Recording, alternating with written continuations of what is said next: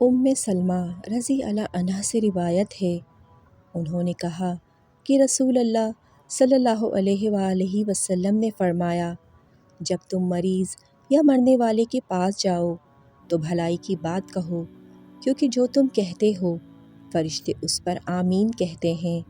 کہا، جب ابو سلمہ رضی اللہ عنہ فوت ہو گئے تو میں نبی اکرم صلی اللہ علیہ وآلہ وسلم کی خدمت میں حاضر ہوئی اور عرض کیا، اے اللہ کے رسول، ابو سلمہ وفات پا گئے ہیں۔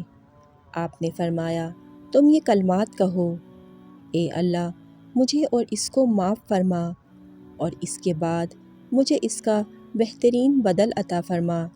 کہا، میں نے یہ کلمات کہے تو اللہ تعالیٰ نے مجھے ان کے بعد وہ دے دیے جو میرے لیے ان سے بہتر ہیں، یعنی محمد صلی اللہ علیہ وآلہ وسلم۔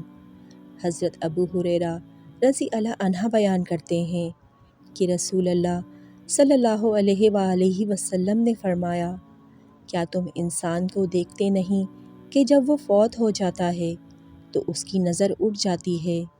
لوگوں نے کہا، کیوں نہیں؟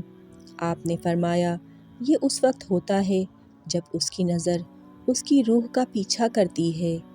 رسول اللہ صلی اللہ علیہ وآلہ وسلم نے فرمایا، میری امت میں جاہلیت کے کاموں میں سے 4 باتیں موجود ہیں، وہ ان کو ترک نہیں کریں گے: احساب، باپ دادا کے کارناموں پر فخر کرنا، دوسروں کے نسب پر لعن طعن کرنا، ستاروں کے ذریعے سے بارش مانگنا اور نوحہ کرنا۔